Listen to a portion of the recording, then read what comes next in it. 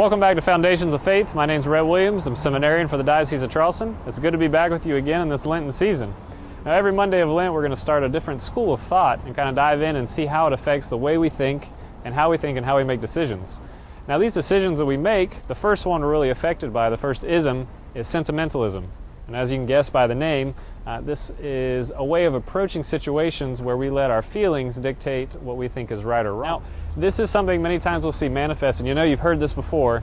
You say, well, my God wouldn't condemn me, or my God wouldn't be mad if I were to do, and then they would fill in the blank. So there you can put in any kind of sin or idea. For example, well, my God wouldn't be mad for me gossiping about this person, she deserved it.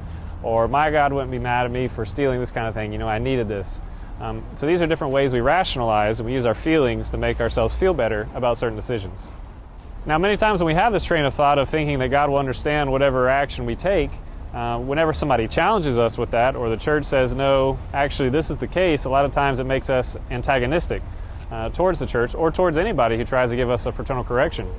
In this case, for an example, you're going to a church and a pastor makes a decision that you think might not be the best way. And so you see many people who will leave the church and go either to a different denomination or go to a different church, or some people at the Mass won't be happy with the way a homily is given or the way that certain people are acting or the way it's done. So they completely set aside the objective reality of what's going on in the Mass and they leave and go to a different place because of the way it makes them feel. Now, feelings have a good important part, but we don't want to throw out the baby with the bathwater. You see, oftentimes as the last part of this, you hear people say they're spiritual. Well, I'm spiritual.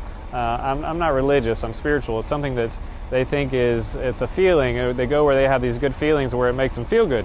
And this is something we deal with a lot nowadays where people are trying to avoid laws or authority or urges of reason that we have in ourselves, and we kind of reject that because of the certain feelings that have been either engendered by habit or just by society, things that we've learned and picked up bad habits. So, sentimentalism in general is a way we let our feelings dictate what is true and what is right, and we leave aside authority or reason or other objective truths. So I hope that was helpful, and I hope you will be here with us next Monday to check out the next episode of Foundations of Faith, where we will dive into hedonism.